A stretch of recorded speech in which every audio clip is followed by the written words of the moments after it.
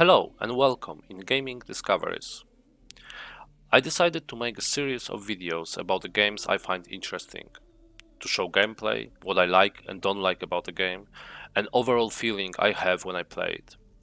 Before I choose next game to play, I usually go through multiple videos on YouTube, reviews, gameplays, tips and tricks, and try to build an image in my head of that game. I will try to transfer this image to the video. Each clip will be split to 4 categories I usually look for in reviews: basic information, gameplay, mood, late game ending. Hopefully, next 10-15 minutes will give you an idea of the game and help you decide if you like it or not. Whole video apart of the first category will be purely my impression and my own opinion about the game. I mention this cause each one of us has its own. In today's episode, Project Zomboid. Project Zomboid has been released in 2013 by the Indie Stone studio. It is in alpha for 8 years now. If it would be a kid, it could read books for pleasure and content, not need to learn how to read anymore. Just think about it for a second. Game went through many changes during this time. They added cars, redesigned skills, and even recently redesigned the graphics and movement control. Current stable build is 40.43. However, if you decide to buy this game, make yourself a favor and change it to I will back up my save version 41.50, as this one has the new graphics. You can simply do it in Steam Properties.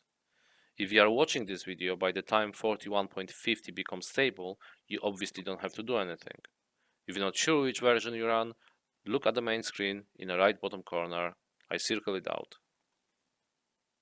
Requirements of the game you can see on the screen. It is not very resource hungry. The game is mod friendly, so you can find a lot of additional content, including even a website with a whole map. A link you can find in the description. Many of mods help a lot with tedious tasks. There are even the overhaul mods which change game drastically. It is also very easy to make simple mod for crafting recipe, for example, by yourself. This is a fact, as even I was able to make few for myself. The game is pure sandbox. There is very little of the backstory, there are no quests, no storyline, all decisions are made by yourself. There is only one goal: survive. There are some events in game and AI controlling them is called Sadistic Director. You can figure it out from the name what it does. Game finish when you die. You cannot make save as there is no such option. Game saves automatically when you exit. All events in game are definite, there is no rollback, which makes this game very difficult and brutal. When you start your first game, apart of choosing mode and starting location, you are welcome with fairly complex character creation screen.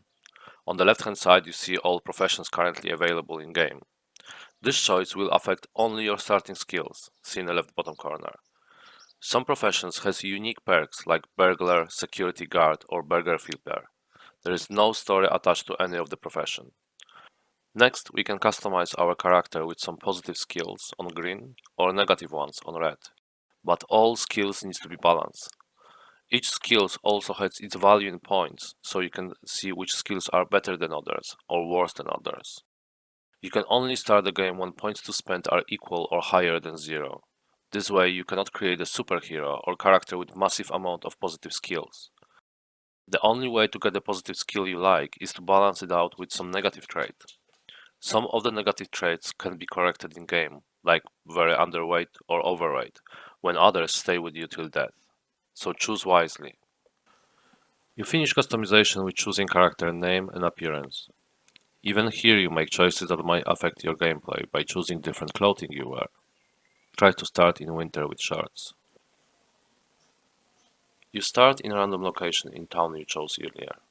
You can move character using WSAD buttons and E for action, like in most games. A lot of containers contain useful tools, food, weapons, so as you can predict, game based on scavenging and looting every possible location you have access to.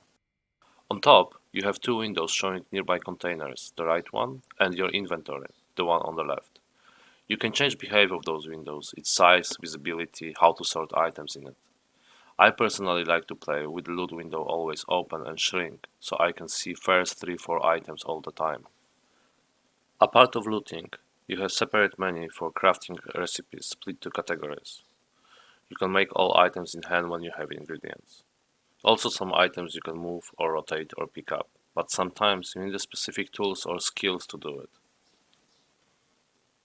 Speaking of skills, there are 26 skills you can learn only by doing. You do not allocate points to it. At the beginning of the game, you have access to the TV channel, which can teach you some of it. Like you see on the screen, I level up cooking by 1 point. Also, reading books help you with the skills, basically putting a multiplayer to XP you receive. 5 different books, each book affects 2 skill levels. Game is designed to be very realistic, so opening doors, leaving TV on, or making any noise can attract nearby zombies. There is a lot of items in game, some are useless, finding other can incredibly improve your chance of survival. Chance of finding those items is the same during the whole game. Like here, on the first day I found a duffel bag in the starting home. Amazing find. Reading books and magazines takes time, some even hours, so it is not unusual to read the same book for 5-10 days, few hours each day. Just grab some water, as thirst is also included in game, and off we go for adventure. You might think that in game like this, cars would be OP, but that is not true. It is not easy to find a working car, that's for first, and even if you do, you need to have the gas to run it. Crashing the car, which is very easy, can actually kill you, not to mention noise that will attract zombies. In regards of zombies itself, at the beginning, it is not easy to even kill one, and when you start, there are already multiple zombies at your doorstep. Pushing zombies on the floor and stomping on their heads might sound like a good idea, and many times, at start, it is only way to kill zombies, but it will also damage your shoes, and doing this barefoot is asking for trouble.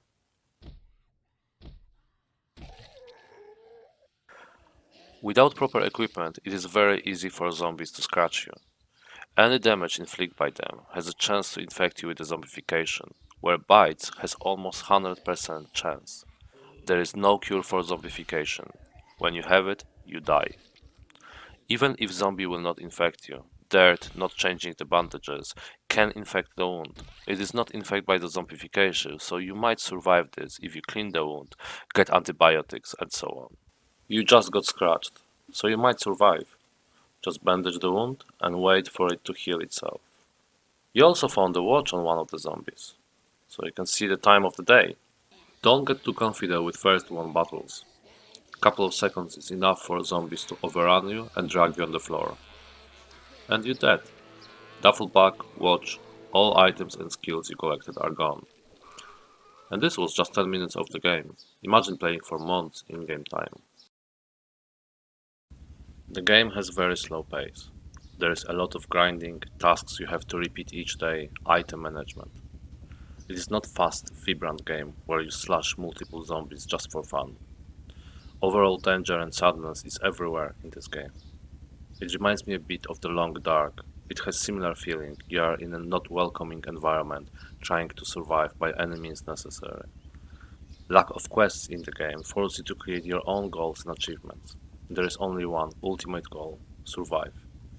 Game is perfect for some autumn evenings where you put your headphones on and enjoy every minute of the game itself, not rushing to reach something. There is nothing to reach after all. When you are fed and have some shelter, you won already, but every time you go out, it could only take few seconds and you have to start over. Game has no end. As long as you can survive and maintain your character wealth, you can carry on. Map is incredibly big with huge forest areas, multiple towns, you can even find mall or the prison. There are seasons in game forcing you to change your tactics, trying to figure out long-term solutions for food and shelter. The only real ending is when you decide to either stop playing, either some sneaky zombie will bite you. Game start with words, "This is how you died," and it has true meaning in Project Zomboid. How long can you survive?